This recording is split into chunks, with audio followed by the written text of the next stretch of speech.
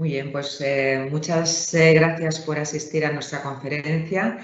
y hoy les vamos a contar cuál es nuestra estrategia de inversión de cara a finales de año y cómo podemos posicionarnos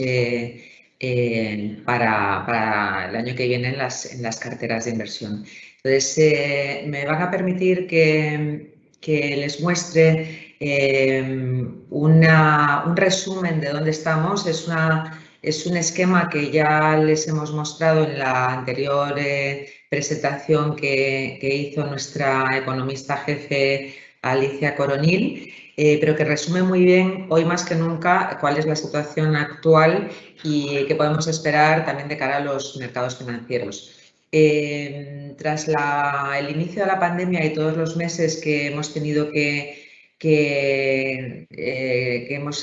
durante los cuales hemos ido evolucionando a través de las distintas noticias de reapertura de la economía, nos encontramos en un momento en el que la duda está en cómo se van a ir modulando las expectativas de crecimiento económico a nivel global.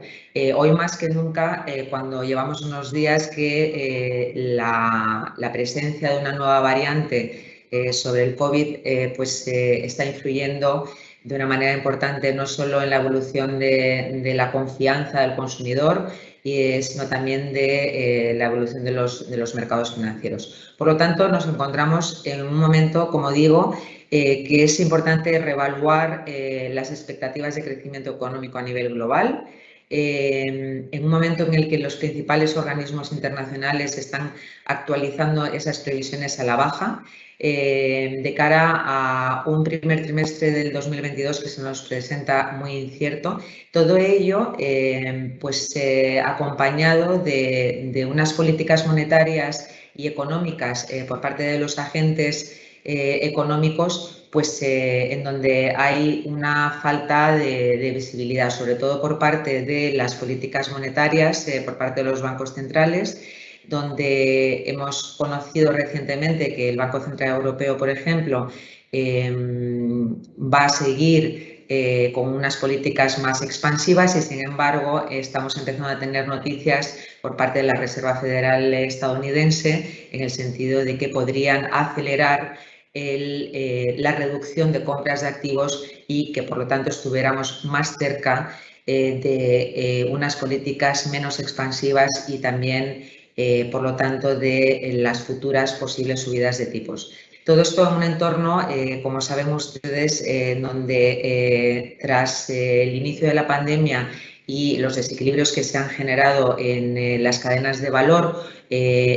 fundamentalmente por unos cuellos de botella, pues lo que estamos asistiendo es a unos repuntes importantes de inflación y todo eso está condicionando la evolución de los mercados. Sin olvidar también que desde luego tenemos una desaceleración en China y también, por supuesto, sin olvidar el contexto geopolítico. ¿Qué está ocurriendo en este entorno? Como decimos,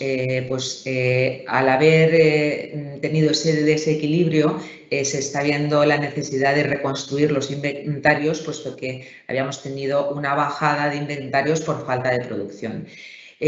Por otra parte, tenemos la duda de la persistencia de la pandemia, que por el momento nos vuelve a golpear, como decíamos antes, con esa nueva variante Omicron, que parece que además puede ser una mutación y que eso tendría implicaciones diferentes a otras ocasiones pasadas. Todo ello, esa senda de crecimiento económico, de recuperación, junto con la evolución o la persistencia de la pandemia y la actividad económica, podría estar afectando de una manera importante o a futuro poder empezar a afectar de una manera más fuerte a la confianza de los consumidores, puesto que en ese sentido ven cómo debido a ese incremento de inflación y quizás a unas expectativas de crecimiento menores de lo esperado, dentro de que estamos en un entorno de recuperación, pues podríamos ver cómo la confianza cae y, entre otras cosas, debido a una caída, una futura caída en la renta disponible, ¿no? Y, por supuesto, sin olvidar la recuperación del empleo en un contexto en el que estamos viendo comportamientos heterogéneos, pero, por ejemplo, el caso estadounidense donde está habiendo un comportamiento del trabajador, pues en cierto modo diferente a otras crisis y que también puede estar afectando en esa recuperación del empleo, ¿no? Entonces, lo que vamos a ver hoy es rápidamente cómo han evolucionado los mercados financieros y pasaremos enseguida a cuál es la estrategia de inversión en nuestras carteras. Pero es importante ver cómo han evolucionado y qué podemos hacer en este entorno. Empezando por la renta variable, y si lo miramos, no solo la evolución de este año, 2021, pero también si nos vamos a la evolución de los mercados desde antes de la pandemia, es decir, desde el 31 de diciembre de 2019, que es el gráfico que ven ustedes a la derecha, lo que vemos es que en general los mercados desarrollados lo han hecho mejor, sobre todo si nos vamos a compararlo con respecto a antes de la pandemia, sobre todo Estados Unidos y sobre todo aquello ligado a la tecnología, como pueden ver ahí el índice Nasdaq, pero también seguido pues, del Standard & Poor's y bueno, en general las bolsas globales y las bolsas de mercado desarrollado. Pero si nos vamos a este año, lo que hemos tenido ha sido quizás una pequeña rotación. Ha habido, pues quizás, sobre todo a partir de junio, un comportamiento relativo peor por parte de China que ha arrastrado al resto de mercados emergentes. Y por eso pueden ver arriba del gráfico de la izquierda como el índice MSCI de mercados emergentes en lo que va de año pues observamos una caída del 5%. Y sin embargo tenemos mercados como el francés o el europeo que en este contexto han recuperado bastante con respecto a antes de la pandemia y que este año se encuentra dentro de los 10 primeros mercados en cuanto a comportamiento positivo. Si nos vamos, por ejemplo, a ver el lado de los sectores, es importante también ver la disparidad que ha habido de comportamiento y lo que observamos en el gráfico de la derecha desde antes de la pandemia es que el sector más castigado en conjunto ha sido el sector energético, debido obviamente a la paralización inicial que se produjo con motivo de la pandemia y contrastando con lo que es el consumo discrecional, las comunicaciones y sobre todo la tecnología. Pero en cambio si nos vamos al comportamiento de los sectores durante este último año, 2021, lo que vemos es que en cambio la energía, contrastando con lo que veíamos desde antes de la pandemia, pues ha sido el sector que ha liderado las subidas, como saben ustedes, pues propiciado por el aumento del precio del petróleo. Ese aumento del precio del petróleo ha venido provocado en parte por la reactivación y reapertura de las economías y sobre todo también en parte pues, por la gestión de inventarios que como saben pues también tiene mucho que ver cómo van modulando los países productores de petróleo en ese sentido los inventarios, ¿no? Pero nuevamente lo que vemos es que el sector tecnológico y sectores en general de crecimiento pues han tenido un comportamiento positivo, pero también es cierto que en tercer lugar en este gráfico de la izquierda pueden ver ustedes que el sector financiero ha tenido un comportamiento también excepcional y veremos luego que ha sido gracias, entre otras cosas, a una rotación en cuanto a estilos de inversión dentro de la renta variable debido a los movimientos y la volatilidad que estamos teniendo en las curvas de tipos de interés. Por resaltar y ponerles en contexto la caída de los últimos días, les estamos mostrando en esta página que están viendo ahora mismo cómo se comportaron los mercados, por ejemplo, el viernes pasado, el día 26, que fue un día en el que se acrecentaron los temores del impacto que podía tener la nueva variante de COVID, Omicron, y como pueden ver ustedes en la sesión del 26, tanto si lo vemos desde la óptica de los distintos índices globales como si nos vamos a los distintos sectores, las caídas fueron importantes que ya se venían viendo arrastrados desde la semana anterior, pero como pueden ver, lógicamente los sectores más ligados a servicios pues fueron los más perjudicados. Y como pueden ver ahí abajo, viajes y ocio pues cayó ese día por por ejemplo, en el caso europeo, más de un 8%, automóviles, petróleo por una caída fuerte del precio del petróleo, etcétera, etcétera. Y si nos vamos a la derecha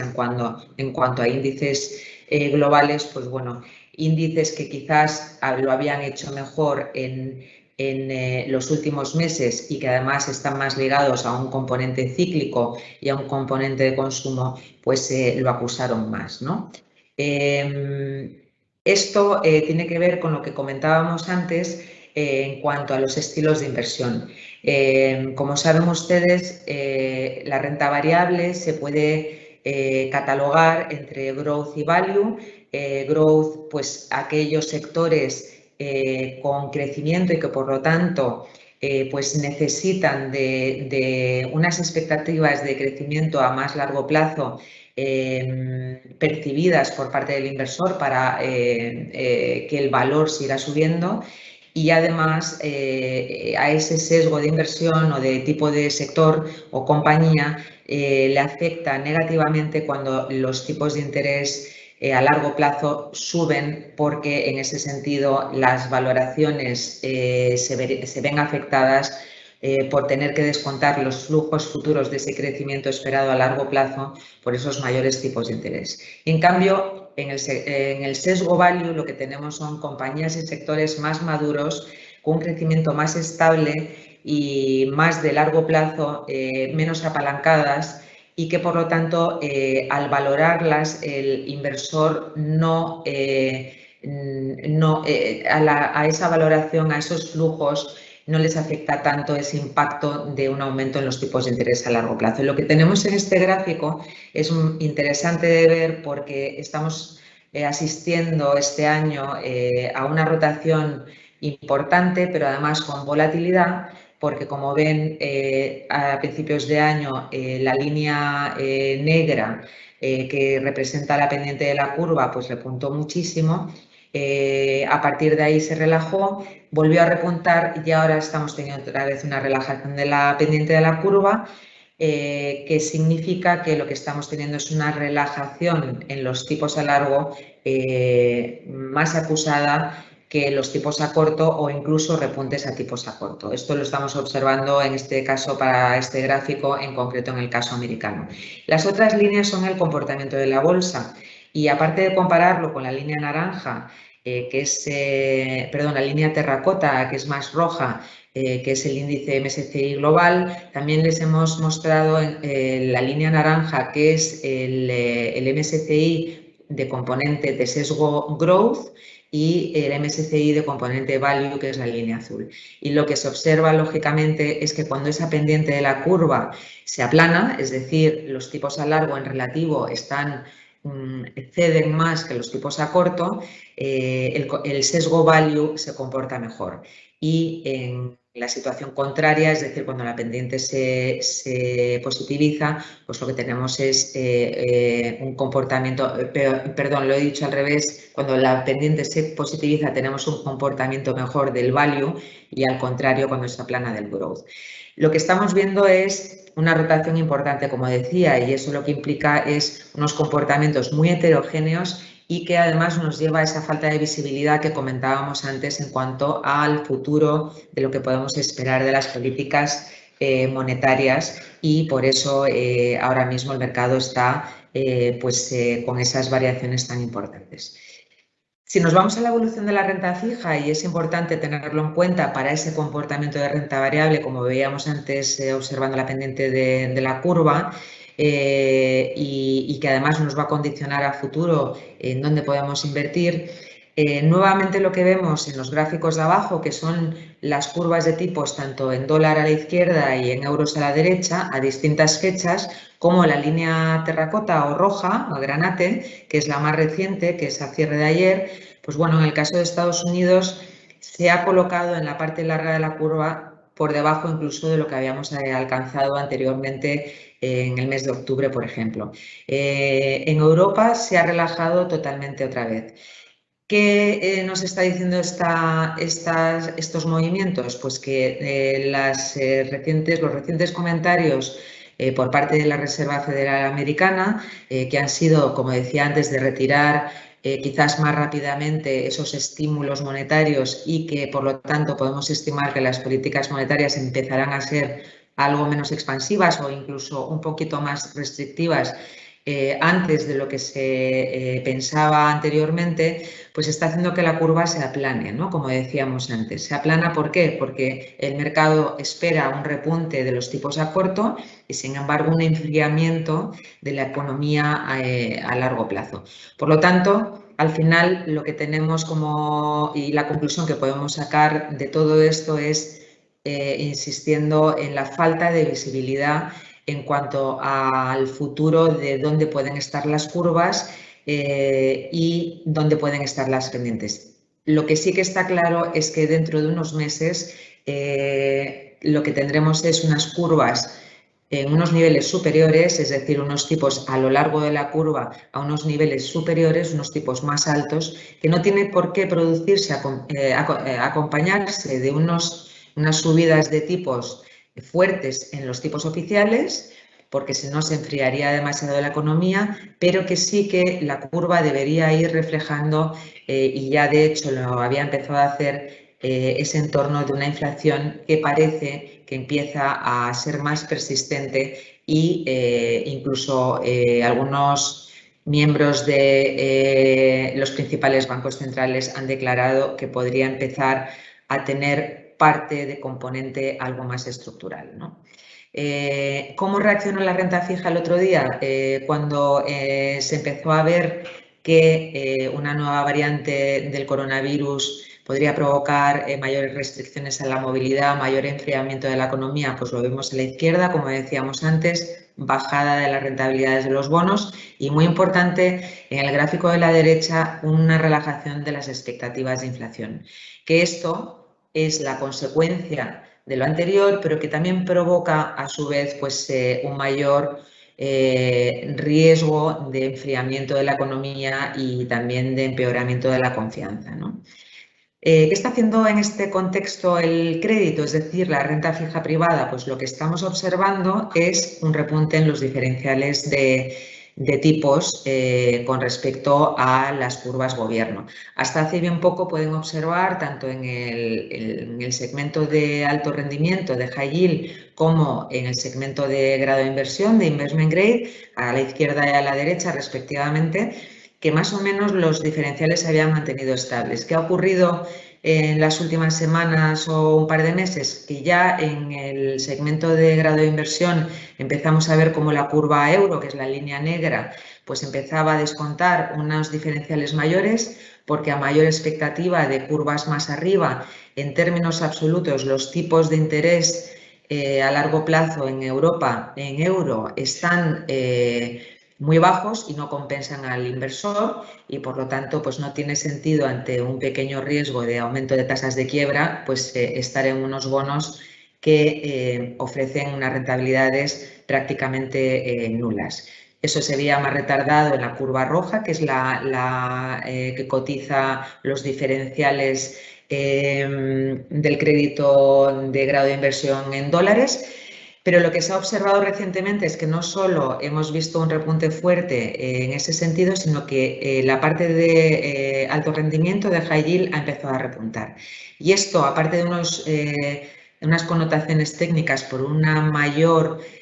cantidad de bonos emitidos en los últimos meses y que a mayor oferta de papel, pues también peor comportamiento han tenido, pues empezamos a ver que el mercado empieza a descontar un enfriamiento de la economía.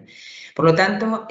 lo que tenemos en la renta fija es un entorno de tipos de interés reales bajos, que eso es la línea naranja que ven ustedes tanto a la izquierda y a la derecha en euros y en dólares. Unos tipos nominales que en la curva euro también son negativos, es decir, que no solo los tipos reales no nos cubren contra la inflación, pero los tipos nominales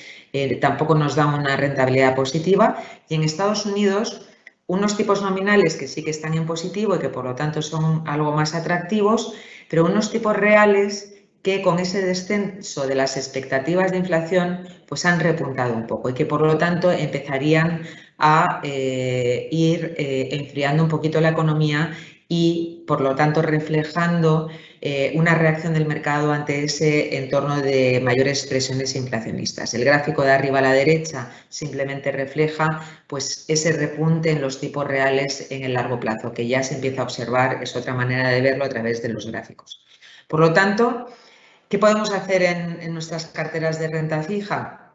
Pues al final es un entorno complicado en el que en términos absolutos los tipos, sea el plazo que sea, si hablamos en términos de tipos gobierno desarrollado, en curva dólar, curva euro, pues no nos ofrece una rentabilidad lo suficientemente atractiva como para protegernos contra esa inflación. Pero sí que es cierto que tenemos o podemos ir gestionando esa volatilidad en esas expectativas de inflación, porque hay ciertos momentos en donde cuando caen, pues esos tipos gobierno se comportan bien, se relajan y por lo tanto la renta fija gobierno tiene un comportamiento positivo. Pero que en cualquier caso, para mantenerlo a vencimiento, pues es un entorno complicado y de baja expectativa. ¿Cómo podemos compensar todo esto? Pues teniendo una cartera muy diversificada en donde estamos intentando proteger a los inversores contra la inflación con bonos ligados a la inflación globales, pero de muy corto plazo, e intentando mantener un mix de riesgo-beneficio, es decir, de duración y subclase de activo, como pueda ser deuda emergente, high yield o crédito, de tal manera que al final vayamos hacia una relación rentabilidad-duración, que la duración al final es lo que nos marca el riesgo a tipos de interés en la renta fija, que sea, pues que lleguemos en esa relación a un ratio positivo. Y eso es lo que estamos intentando conseguir y que lo conseguimos modulando esos pesos, como pueden ver en las distintas subclases de activos. Si ya pasamos a la renta variable, antes de nada mencionar, y lo hemos comentado en otras conferencias, recordarles que la piedra angular de nuestra estrategia de inversión se basa sobre todo en las megatendencias. Creemos que hay unas megatendencias que han sido identificadas por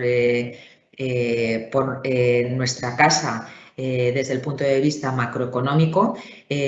como principales megatendencias a largo plazo y, por lo tanto, donde caben sectores y compañías cuyo crecimiento es un crecimiento secular de largo plazo y sin que estén inmunes a los cambios de ciclo económico, sí que resisten mucho mejor, y donde hay un crecimiento sostenido y aprovechando ciertos cambios que se producen a lo largo de los ciclos. Esas megatendencias son las que ven ustedes en la página que les estamos mostrando ahora. Son cambios demográficos, la geopolítica, unos nuevos patrones de consumo, la disrupción tecnológica y el cambio climático. En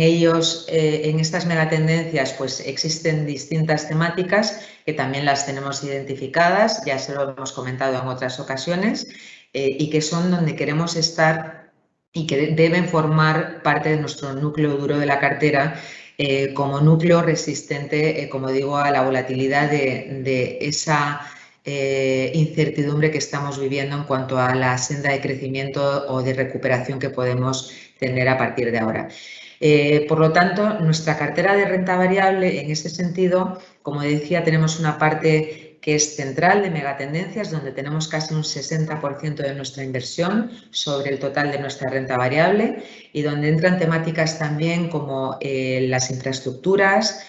como el mercado asiático, que es una temática en sí, o como sectores como por ejemplo el sector lujo, que hay que diferenciarlo muchísimo del sector consumo discrecional o cualquier otro tipo de consumo, ¿no? Por áreas geográficas, al tener un enfoque hacia megatendencias y además un enfoque sectorial, lo que tenemos al final es una presencia fuerte global y que, por lo tanto, se manifiesta en un porcentaje importante de la cartera en Estados Unidos, como pueden ver, casi la mitad, un 45%, bastante peso en Europa, casi un 30%. Tenemos una apuesta en mercado inglés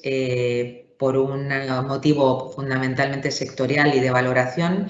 Y seguimos muy presentes en China, aunque ya les hemos comentado en otras conferencias que tuvimos el doble de posición hace unos meses, antes de verano. Afortunadamente bajamos el peso en China en ese momento, pero seguimos considerando que debe ser una zona geográfica con una presencia importante, siendo una temática que está muy presente dentro de las megatendencias que observamos, y Asia en su conjunto, ¿no? Y como decía, al tener una presencia importante en Estados Unidos, pues también en dólar, si por ejemplo nos vamos a un perfil de cartera arriesgada, que sería 100% renta variable, pues tenemos un peso en dólar pues que es significativo, del orden del 42%. En línea con lo que comentábamos antes de los sesgos de crecimiento y value, tenemos un equilibrio en cuanto a los sesgos, porque ahora más que nunca conviene gestionarlo de una manera muy selectiva, teniendo un equilibrio entre los sesgos. Le estamos dando mucha importancia al value por ese riesgo de repunte de tipos a largo plazo, pero también le estamos dando mucha importancia a una parte que le llamamos core, que son compañías que tienen lo mejor del growth y lo mejor del value, porque son compañías con crecimiento resistente y consistente a lo largo del tiempo y que tiene mucho que ver con las megatendencias. Por lo tanto, sería una estrategia de muchísima diversificación, parte estratégica y de largo plazo de megatendencias, con una diversificación internacional importante, con bastante presencia en Estados Unidos, pero con mucha presencia en la temática de Asia y de China, y sobre todo también modulando muchísimo los sesgos y equilibrándolos para poder gestionar esa volatilidad en las curvas de tipos. Insistiendo también en que la gestión la hacemos sectorialmente y no tanto geográficamente. La geografía es la consecuencia de la selección que hacemos sectorialmente. Y como ven ustedes, tenemos en la línea roja el peso que tenemos en nuestras carteras sectorial, que además lo comparamos simplemente por un tema orientativo, porque no estamos sesgados a una composición de índice contra el MSCI World. Y lo que les queremos mostrar con esta página es que mantenemos presencia importante en sectores como las telecomunicaciones o sectores industriales como capital goods, semiconductores, aunque algo menos que software. Tenemos mucha presencia en el sector de salud, como ven ustedes está en sexto lugar de los que tienen mayor peso. Bueno, quinto y sexto lugar, porque bueno, hay que diferenciar entre farmacéuticas y luego todo lo que es la parte de equipos de salud, materiales, porque creemos que en este entorno los materiales lo pueden hacer bien, y así sucesivamente, hasta que si subimos en ese gráfico, pues vemos que hay sectores como por ejemplo los financieros, donde estamos queriendo darle muchísima menos presencia, no solo en términos absolutos, sino que además comparando con respecto al índice MSCI, pues como pueden ver estamos con un peso relativo mucho menor, porque creemos que es un entorno en el que en cualquier caso los bancos no deberían hacerlo especialmente bien en el largo plazo. En el corto plazo hemos visto que se ven beneficiados por un repunte de la curva, pero es cierto que una inflación moderada y un entorno en el que podríamos ir hacia un ligero empeoramiento en las tasas de quiebra o quizás un aumento en la morosidad, pues quizás los bancos, junto con el problema que tienen estructural de menores márgenes de intermediación por el entorno de tipos bajos, pues creemos que no lo pueden hacer bien. Simplemente mostrarles las principales posiciones que tenemos en la renta variable, con Microsoft como primera posición, Amazon, Tesla, etcétera, o si nos vamos pues a las otras posiciones que tenemos a la derecha, porque hemos puesto aquí las principales 25 posiciones, pues compañías como LVMH, que es de lujo y donde creemos que hay una oportunidad, o L'Oréal o compañías como Estée Lauder o Visa, que son compañías pues, que lo pueden hacer muy bien en este entorno. Pero también insistirles que las principales 25 posiciones de nuestra cartera de renta variable pesan un 18%, y esto también pues, es consecuencia del grado de diversificación elevada que tenemos. Simplemente recordar, en otras conferencias les hemos insistido en la protección contra la inflación. Solo recordarles que mantenemos en cartera, y la última vez lo traíamos simplemente a modo conceptual, hoy les mostramos el peso exacto que tenemos en una cartera gestionada por Singular Bank. Tenemos casi un 30% en activos que consideramos reales, considerando como reales el inmobiliario, las infraestructuras y los recursos naturales, pero no cualquier inmobiliario, ni cualquier infraestructura, ni cualquier recurso natural. En ese sentido, dentro del inmobiliario creemos que hay varios segmentos donde la parte core, que es la parte que incluye oficinas o retail, pues es un segmento donde sí que se puede reflejar un aumento de la inflación en sus resultados y por lo tanto estaría más protegida con respecto a la inflación. Una parte de valor añadido donde pueden ser resorts o hoteles o centros comerciales que ahí quizás están más expuestos a la volatilidad del ciclo económico, pero que pueden tener en ciertos subsegmentos pues algo más de valor añadido, y luego ya la parte oportunística, como pueda ser el desarrollo de terrenos, ¿no? Entonces, no cualquier inversión en real estate, hablando desde el punto de vista de activo financiero, sirve para protegerse de la inflación, pero desde luego el inmobiliario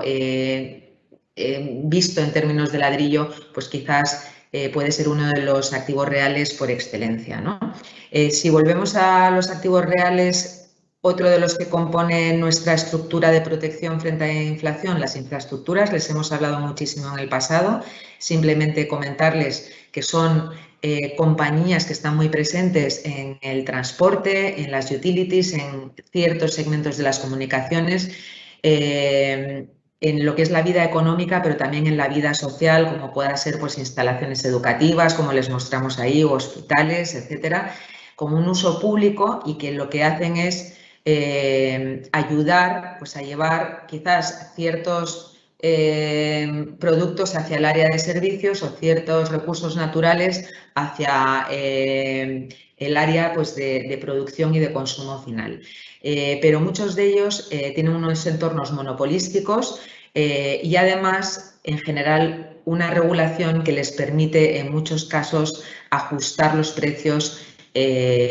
con respecto a la inflación, y por lo tanto también sería un segmento, insistiendo, que nos podría proteger contra la inflación. Y por último, los recursos naturales, y aquí volviendo a insistir en que hay que ser selectivos y no cualquier recurso natural nos sirve para protegernos de la inflación, porque no es lo mismo hablar de un material de construcción que una materia prima pura y dura. Y aquí tiene un papel muy importante pues el petróleo, por ejemplo, que en ese sentido en cierto modo, según qué subsegmentos de las compañías petroleras y a lo que se dedique cada una de ellas,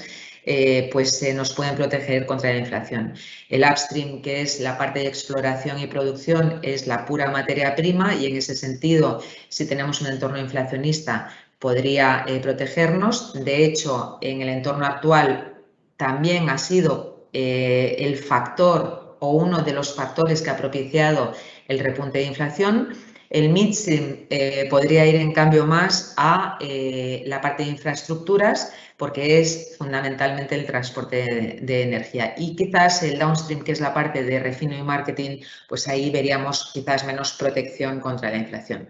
Por lo tanto, con esto, resumirles que estamos manteniendo una convicción importante en activos que nos puedan seguir protegiendo contra la inflación, porque creemos que la inflación en este contexto, si bien podemos tener también ahora una reducción por menores expectativas, pues por una aceleración en esos cambios de políticas monetarias y por una ralentización por riesgos nuevos pandémicos o cierres de economías parciales, al final sí que hay una parte de inflación que ha venido para quedarse, y eso hay que gestionarlo en los activos financieros. Por lo tanto, nuestras decisiones recientes, ¿cuáles han sido? Hemos bajado nuestro nivel de inversión en renta variable a doble infraponderación. Lo hicimos a principios del mes de hacia el 12 de noviembre, más o menos, mediados de noviembre. ¿Por qué? Porque si bien creemos que sigue habiendo un contexto en el que el entorno de tipos reales va a seguir siendo de tipos muy bajos, incluso van a seguir siendo negativos, por mucho que suban algo los tipos de interés oficiales en el medio plazo, y que ese entorno de tipos reales sigue propiciando un entorno reflacionista y un entorno más propicio para la renta variable, creemos que estábamos en un punto de valoración de renta variable en el que las valoraciones empezaban a ser exageradas, empezaba a vislumbrarse un aumento de la incidencia de contagios, que además luego ha venido seguido de la aparición de la nueva variante de Omicron. Y además, pues con ese aumento mayor de lo previsible inicialmente de la inflación, pues consideramos en ese momento, y creemos que sigue estando presente ahora mismo esa idea, que esos aumentos fuertes de inflación podrían deteriorar a lo largo del primer trimestre del año que viene las expectativas del consumidor, su confianza, su renta disponible, y que por lo tanto viéramos una reducción en la demanda y una ralentización en esa senda de recuperación económica a la que estábamos asistiendo. Y todo ello dentro de un contexto en el que seguimos observando una desaceleración en el crecimiento económico